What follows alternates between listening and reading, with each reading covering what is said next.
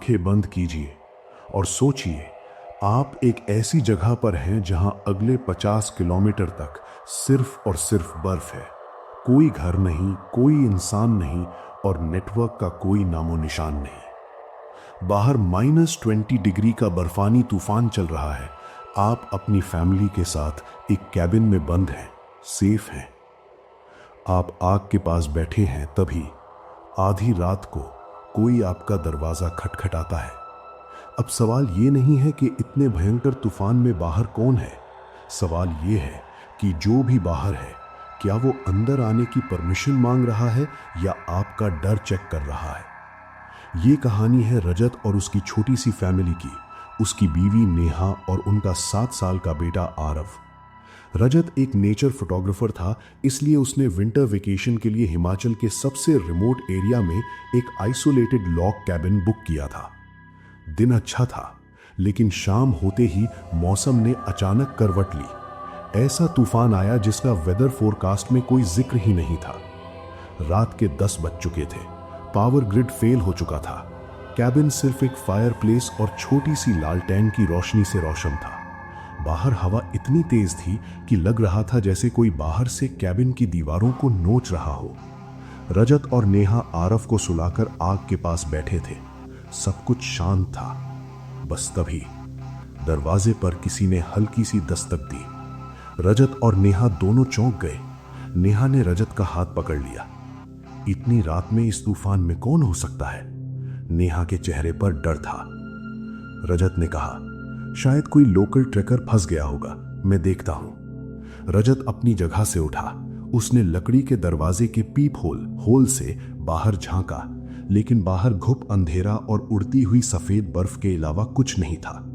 उसने दरवाजा खोलने के लिए हैंडल पर हाथ रखा ही था कि नेहा ने पीछे से उसकी जैकेट खींच ली। नहीं रजत, बाहर से आने के फुटस्टेप्स नहीं दिख रहे हैं बर्फ पर। जो भी आया है उड़कर तो नहीं आया होगा।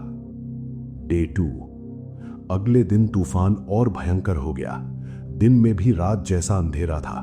खाने का स्टॉक लिमिट में था, लेकिन सबसे बड़ी प्रॉब्लम खाना नहीं थी। प्रॉब्लम वो थी जो बाहर ठहर गई थी। दूसरी रात ठीक 2 बजे दस्तक वापस आई, लेकिन इस बार सिर्फ नॉक नहीं थी। दरवाजे के बाहर से किसी औरत की रोने की आवाज आ रही थी। एक ऐसी आवाज जो बर्फ से जम चुकी थी। प्लीज दरवाजा खोलिए, मेरी बच्ची जम रही है, प्लीज हम मर जाएंगे। रजत का इंसानी दिल पसीज गया। कोई सच में मौत से लड़ रहा था। वो दरवाजे की तरफ भागा, लेकिन तभी 7 साल का आरव अपने कमरे से बाहर आया। उसकी आंखें आधी खुली थीं, जैसे नींद में चल रहा हो, और उसने जो कहा, उसने रजत के पैर जमीन पर जमा दिए। आरव ने अपनी भोली आवाज में कहा, पापा दरवाजा मत खोलना, वो आंटी अकेले नहीं आई हैं, उनके साथ वो लंबा वाला अंकल भी है जिसका चेहरा नहीं है। रजत के रोंगटे खड़े हो गए। तुझे कैसे पता आरव? आरव ने खिड़की की तरफ इशारा किया। क्योंकि वो खिड़की से मुझे ही देख रहे हैं। रजत और नेहा ने घबराकर खिड़की की तरफ देखा, पर वहां कोई नहीं था, सिर्फ बर्फ। रजत ने फिर से पीप होल से दरवाजे के बाहर देखा। बाहर औरत की रोने की आवाज लगातार आ रही थी, लेकिन पीप होल के बाहर कोई औरत नहीं खड़ी थी। वहां सिर्फ एक बहुत बड़ी काली लंबी परछाई थी, और जहां उसका चेहरा होना चाहिए था वहां कुछ नहीं था। रजत पीछे हट गया। उस रात कैबिन में कोई नहीं सोया। डे 4। 4 दिन हो चुके थे। कैबिन का टेम्परेचर गिर रहा था। फायरप्लेस की लकड़ियां खत्म हो रही थी। ठंड और डर ने अब इनके दिमाग से खेलना शुरू कर दिया था। रियलिटी और इल्यूजन के बीच का फर्क मिटने लगा था। लेकिन असली हॉरर चौथी रात को शुरू हुआ। रात के लगभग 3 बज रहे थे। आग बुझने वाली थी। नेहा और आरव ब्लैंकेट में लिपटे हुए थे और रजत हाथ में कुल्हाड़ी लेकर दरवाजे के सामने बैठा था।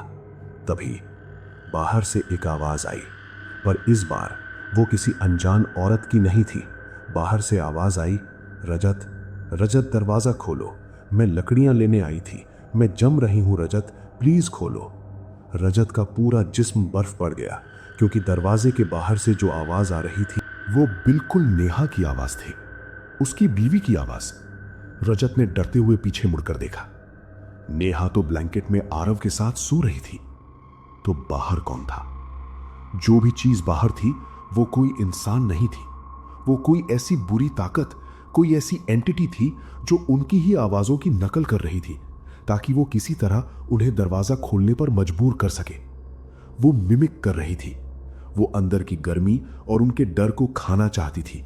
अचानक नकली रोना एक भयंकर गुस्से में बदल गया। दरवाजा इतनी जोर से बजने लगा जैसे कोई उसे तोड़ देना चाहता हो।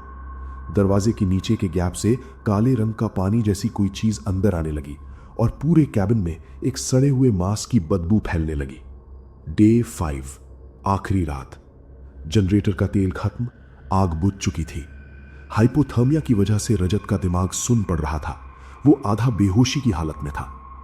अचानक जब उसकी आंख खुली तो कैबिन के अंदर एक ऐसी ठंड थी जो हड्डियों को चीर रही थी। उसने देखा सामने वाला लकड़ी का दरवाजा आधा खुला हुआ था।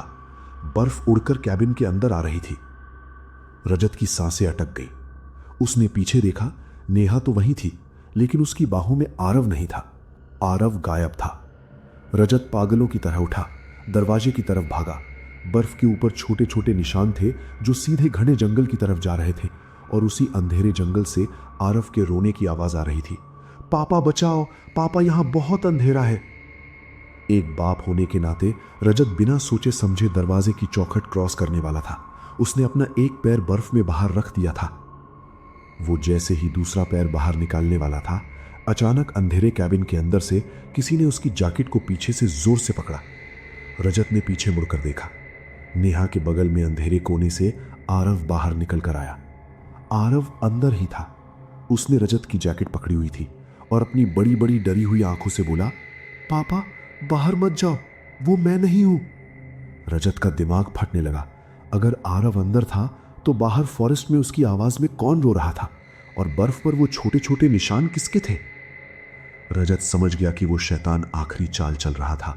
उसने तुरंत अपना बाहर से पैर अंदर खींचा और पूरी ताकत से दरवाजे को धक्का देकर धड़ से बंद कर दिया। उसने सारे लॉक्स लगा दिए और जैसे ही दरवाजा बंद हुआ, एक अजीब सा चमत्कार हुआ। बाहर चल रहा 5 दिन का भयंकर तूफान अचानक शांत हो गया। 1 सेकंड के अंदर सब रुक गया। हवा की आवाज बंद, रोने की आवाज बंद, एब्सोल्यूट साइलेंस, सन्नाटा। रजत वहीं दरवाजे से टिका हुआ जमीन पर बैठ गया। उसकी सांसें फूल रही थी। नेहा और आरव दौड़कर उसके गले लग गए। उन्होंने सर्वाइव कर लिया था। वो एंटिटी हार मान चुकी थी और उन्हें बाहर नहीं निकाल पाई। सब सेफ थे, सब नॉर्मल होने लगा था। लेकिन तभी दस्तक वापस आई। लेकिन इस बार दरवाजे के बाहर से नहीं। इस बार यह आवाज कैबिन के अंदर रखे उस बड़े से लकड़ी के कबर्ड, अलमारी के अंदर से आ रही थी। रजत को अचानक याद आया, जब वो आरव की आवाज सुनकर बाहर भागा था तो दरवाजा कुछ सेकंड्स के लिए खुला छूट गया था। वो एंटिटी, वो सर्दी, वो मौत अब बाहर नहीं थी। इन 50 किलोमीटर के सन्नाटे में अब वो उसी कैबिन में उनके साथ लॉक हो चुकी थी। रजत को अचानक याद आया, जब वो आरव की आवाज सुनकर बाहर भागा था तो दरवाजा कुछ सेकंड्स के लिए खुला छूट गया था। वो एंटिटी, वो सर्दी, वो मौत अब बाहर नहीं थी। इन 50 किलोमीटर के सन्नाटे में अब वो उसी कैबिन में उनके साथ लॉक हो चुकी थी।